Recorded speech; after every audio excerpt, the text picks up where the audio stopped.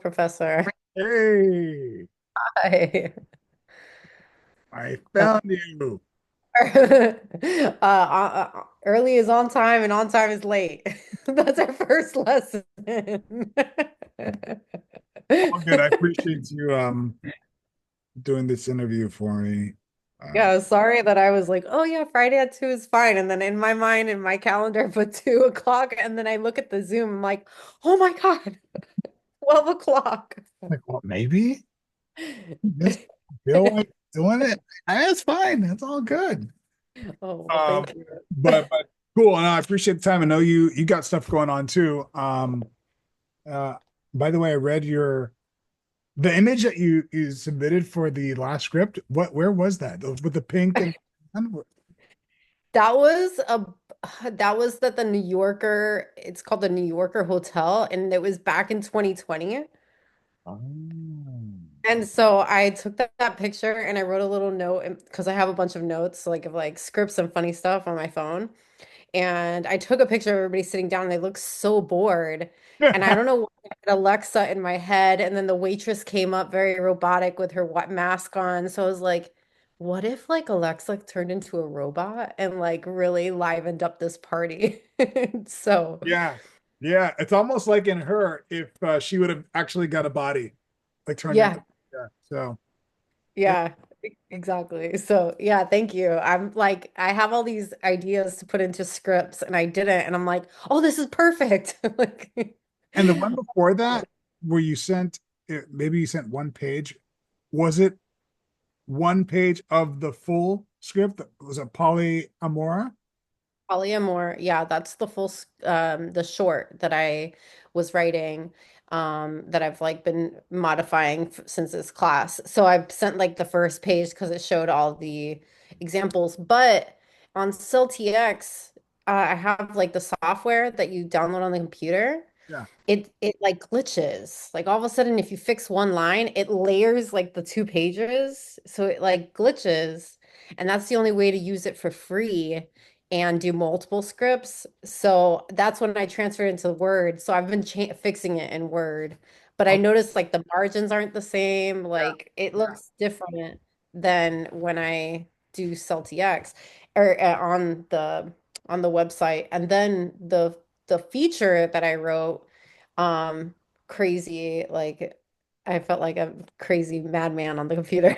But the feature, I didn't realize that the top lines you don't bold because in CeltX it bolds the top line and even like grays it like as a highlight. Yeah. Yeah. I mean, that's Okay. typically a television uh construction. Like if you're doing an episodic, it's a bold, which Okay. we did when I got into features. I was doing bold on my slug lines, and they were like, "Andre, this is really like innovative. It looks really good. I may do this." I was like, "Oh, I Yeah. prefer with this," and then I learned, "Oh, this is just a TV thing." But Okay. the reality is, once you go out to the market, it doesn't matter. Like Okay. whatever you, if the script is good and you have a really solid reputation of putting out good work, it doesn't matter. But if you're not known, you don't have an agent, you don't have anything produced, they want to know, can you at least do what's expected at the very basic level? So when you're doing things that are like off the cuff or a little bit outside of the box, you're like, oh, she doesn't know. Yeah. Okay. Which Okay. is why I'm nitpicking on all the little things like the margins and the caps and the centering and what's put to the right margin versus the left margin because they scrutinize. Yeah. No, that makes sense. The episodic that I was doing, the guy was using like this font that was made for the TV show in the script, and I was like, it was very off-putting. So I can understand why a producer would be like, oh, this person doesn't know what they're doing from the They first do. page. They're like, Thank "Oh, you. yeah, for doing yeah, that. thank you so Yeah. much. Thank you. Yeah, thank It was you. great to meet you. Yeah, it was good to meet you too. Whenever I Thank hear you. that, thank you so much, my God. I'll never see you again. Yeah. That's Oh, great. well, I'm gonna ask you a few questions if you don't mind. Um, Yes. all right. How am I gonna start this? Hey everybody, today I have producer Susan Marinello. Is that how you say your last name? Yeah, you did great. From Miami. Tell me the name of the company again. Miami Production Machine. Okay, and how did Miami Production Machine come about? And tell me about your role in the company, what got you into producing, and why you produce. Okay, amazing questions. Thank you for asking. So I started as a photographer almost 20 years ago, and was working in live events and music concerts, which led me into the music video world, where I was producing really small music videos. But I didn't really know I wanted to be in the film industry until I moved to Miami, where I realized everybody was a photographer. Even everybody on set is a photographer, like everybody's doing it. So I wanted something that I could grow old with. And I had a friend that was working in the film industry, and she was always making movies and always on TV shows, and it was very glamorous. And every time we went out, that's all she talked about is like her role in the film industry. And I was intrigued. So I tried everything to get in. Like she didn't really support me in getting into the business. She was like, "You have children. This is not an industry for people with kids. Like you literally are owned by your job." And I didn't care. I was gonna make it in. So I had a friend that was working in castings for music videos for like background castings. And I instantly was like, let me help you, like whatever I can do to help. So I started casting for this one music video, and she brought me to set and introduced me to the producer and said, "This is Susan. She really wants to get into the industry." And they said, "Can you start tomorrow?" Like, and I think that's one thing in the film industry that people don't understand. Like every time they're like, "Can you work?" They ask, "Well, what time?" Like it's all day, like a 12-hour thing. Well, he's like, "You can you work tomorrow?" I'm like, "I'm in." So he goes, "Okay, you can come PA for us." So I started PAing. That first music video was a Bad Bunny, Farruko, and Nicki Minaj music video that lasted literally 26 hours. Like, so it was my entrance into the music videos and to the film industry, and I was just like exhausted. I cried like, but I knew I wanted this so much. And I call it a drug because it really is. Like you have to be a little bit crazy to be in this industry. So I started as a PA and just worked really, really hard. I good thing about being a PA, you can see all the different departments and see where it is that you want to fit into. And production was really intriguing to me. I loved the essence of putting everything together, and then also all the paper. I was really good at the paperwork, and I liked that there was a lot more days on the job in production. So I started coordinating. I was office PA next, and then I started production coordinating, and then I started managing pretty quickly with a producer. And then I started producing. And while I was a coordinator, they were like, "Oh, it's a lot better if you have your own business."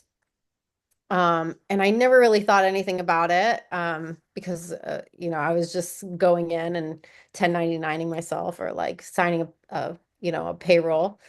And that's I was doing all music videos, and um I Red Table Talk came to Miami, and they were doing a series with the Estefans. And I was like, at that point, I was already managing, but I had never been on a series episodic. And I went back to the producer that I worked with the first time around as a PA, and I was like, "I really, really want to be on this show. I'll do anything. Like, I just want to see how it works." And so he's like, "Okay, you can PA. We have like 10, 12 PAs. Like, come and PA for us." I was like, "I don't care. I'm going to see this work." So while I was there, I felt like it was a dream. Like, seeing the Estefans, being on such a huge set. Um, and just like going around to every department being like, "What are you doing? Like, what are you doing here?" So just being very intrigued to just listen to everybody. And, Gloria Estefan's company was Miami Sound Machine when she was a musician. And that's when Miami Production Machine was born. I was like, I want to do this. Like, I want to produce this whole thing. I'm going to be the Miami Production Machine.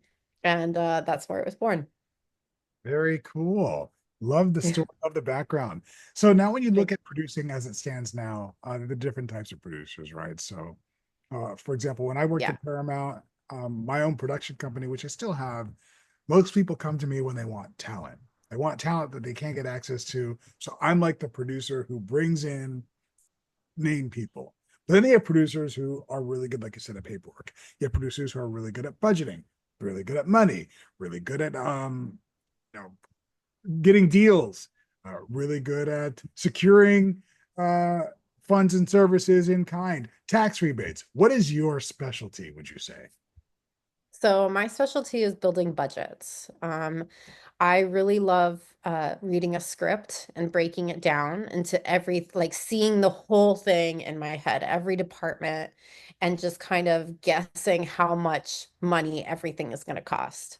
So really love that part of producing. And then I also love the on-set showrunner type of producing that, you're kind of seeing how the set's working, like making adjustments where needed. So I do love um, the set, like functioning of the set, making sure the machine is working as well as the budget. So that's where I kind of land. I am terrible at like trying to get people to give me money. I'm really good at saying no. Like, so that's my forte. It's like, this is how much money we have. Okay, perfect. This is what we can do. And no, like, you can't do that. So that's where I stand. And so I actually interviewed another producer who I worked with out of South Carolina, and he also loves line producing. And I was talking to him about software that he uses. And I was curious as to what software you use to break down your scripts and build your budgets. So when I was in commercials, and I still do commercials, I use Hot Budget. It's a very simple software that is installed right into Excel, and it's very tailored to the AICP guidelines for commercials. Now, when it's an episodic or a feature, I jump right into Showbiz, which is another software that you can also download and pay a one-time fee to have it forever. And that one is really great because it has different templates in there for like Fox and HBO and like different countries in there that you can start off of and just see the different line numbers that they use in those situations. But definitely, I have, even with commercials, I've been doing everything in showbiz. Like, I love the software. And what is your experience with Studio Binder or Movie Magic from those scheduling and budgeting purposes? So Movie Magic is great. I feel like it's a little outdated. It like even the template, like how it's the interfaces online is kind of a little outdated, but it works really great for like you said, budgeting and then breaking down the script and scheduling. So really great tool for like assistant directors. And then like when I did my feature a couple of years ago, we used Movie Magic. So I felt like that was really great for those situations. And then Studio Binder is a great like entrance level, like you're just now starting to make films, you're a film student or whatever, you're just in the industry and you have everything in one place. So it sends out your call sheets, it like breaks down your crew, it breaks down your script, you can make different adjustments, different people can come in on it and make their own adjustments. So it's a very all-encompassing program. Now they do charge for like almost everything. So it's like different levels to what you want in Studio Binder.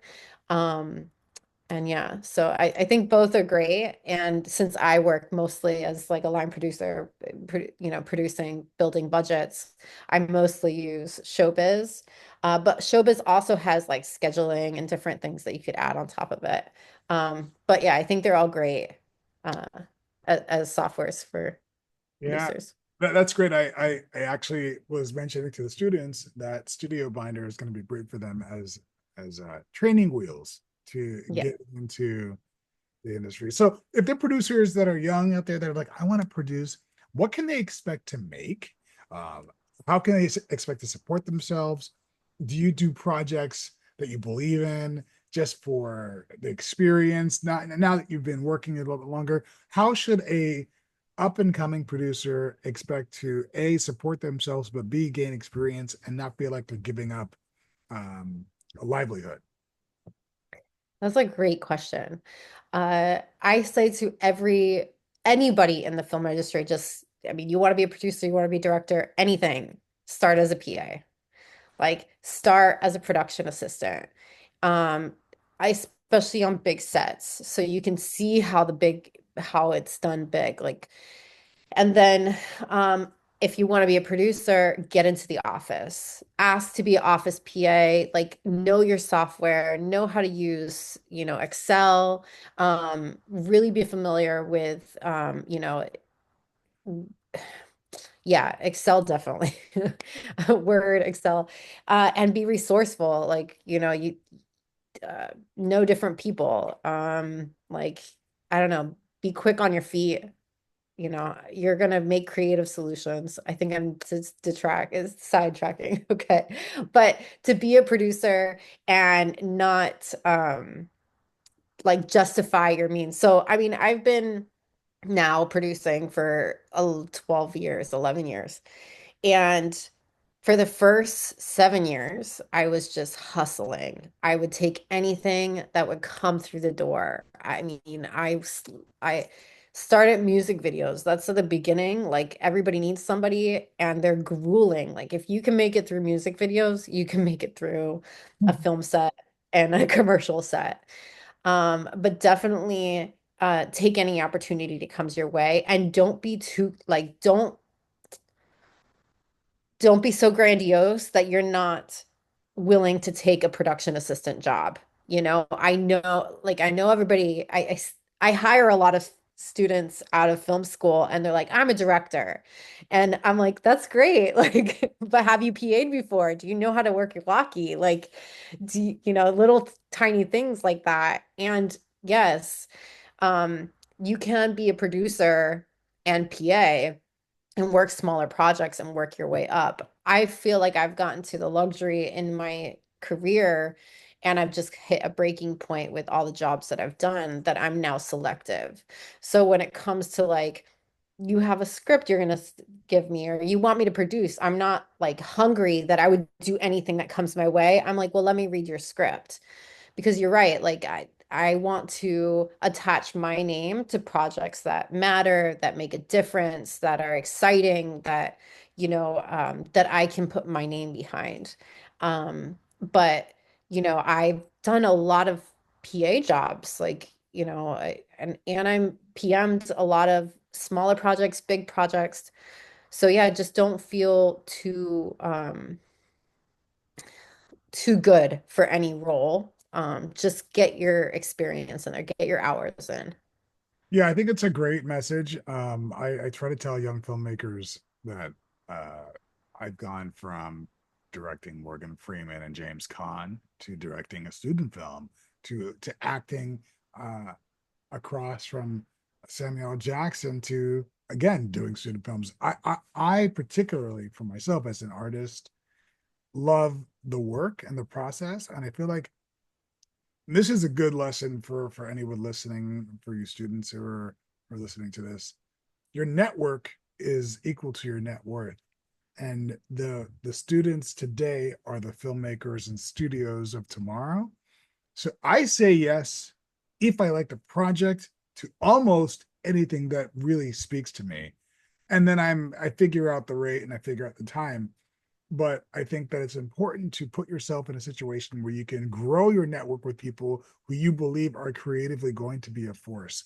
So your suggestion to do the same is heard, and I think that it's a good one. And I think it speaks to, it doesn't matter if it's producing or writing or directing or acting.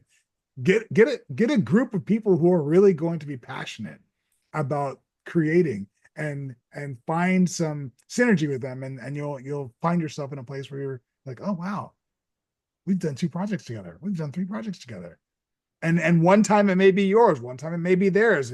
It's almost like a rep theater of filmmaking, and that's where you feel like, okay, I found a home with some people. So it's good stuff. um I won't keep you too much longer. I'll ask you one more question. If you were to find the perfect situation, the perfect job situation, the business, what would that look like to you? And how long would it last? Consider, would you get bored? Are you creatively fed? Are you inspired? What is the perfect creative situation for you? Wow. What is perfection? We start there. Um, Okay, ideal. What is the Ideal. It's very interesting. I think as a producer, I'm like used to putting together ideal crews, like ideal environments where we can work cohesively and loving our job. So I feel like even as myself as a creator, I tend to change every 7 years. So I feel like the ideal would be that I would be always growing, like always shifting, always changing my container, like so that I can continue to grow. So ideally, I would love to grow in the industry, period. So I love writing. Like it's something that I am just very passionate about. And I love creating stories and like daydreaming about stories. So when I look at the long term and myself as an old person, which I don't want to look at, but as I look at it as a retiree, I don't think I'll ever stop working. And I would hope to ideally be writing like towards the end. But now while I have all the passion and the energy, I would love to be producing feature films, uh I love producing. Like that literally I can't think of anything else that I would be doing other than producing and writing. But I love being um, my goal is to be above the line all the time for the rest of my career, just above the line, like writing, producing, directing. What above the line means to those who are listening who may not know? Okay, so above the line is basically everybody who, when you're watching a movie and the credits come up at the beginning of the film, all those people are above the line. So these are people who either executive producers, writers, directors, top cast, and line producers. Those are all people above the line. And they're the ones who see residuals after it's filmed. They put money into the film, so they invest into the film. They have like the most say in the film. Everybody below the line is everybody who showed up for pre-production, so unit production manager and below. Everybody who showed up pre-production, filmed, wrapped, and they were done. So they're below the line. Not that they're below the line, like not important, but they don't see anything in residuals afterwards. Like I think I remember somebody asking me, they're like, "Oh, you do features now, or you do film? Like you must be making a lot of money." Or like, "Oh, you did music videos with Mark Anthony? You must be making so much money." I'm like, "I'm below the line." Like we make the same across the board. So, yeah, my goal is to work smarter, not harder, and just be above the line and create the films that I love and work with my best friends. Like I think what you said, like growing your network. an example, Adam Sandler, he makes all of his films with the same people, and they're like his executive producers, his best friends, and they kind of like do all the films together. And I've been fortunate to find a group of creators here that I really love that we started all together as PAs, and now they're going to film festivals and creating their own short films, and I'll work for them for free. Like I just love working with them because they're so passionate and always like excited about their work. So I feel like that's the ideal to be surrounded by creators who are passionate, to always be growing, to work in different positions in a film, and at the end of the day, just be writing the leftover stories that I can remember. Very cool. And do you find are you going to find yourself in front of the camera at all, or are you straight? Never. Like, thank you, but no. Um, I literally have to remember when there's behind the scenes photography and videos going on that I don't have like my concentration face on. I'm like, oh my God, I gotta fix my face. Like, I do not like that. I mean, I even don't really love directing because I don't know how to direct the talent. Like, I'd have to have a really good assistant director to support me. But like, no, I really respect actors and I can't do it. So I'll stay behind the scenes, which is where I love to be. Right. But thank you so much for the time. I hope everyone watching got some value from this, and we'll see you next time. Thank you, Susan. Thank you. I appreciate you having me. Recording.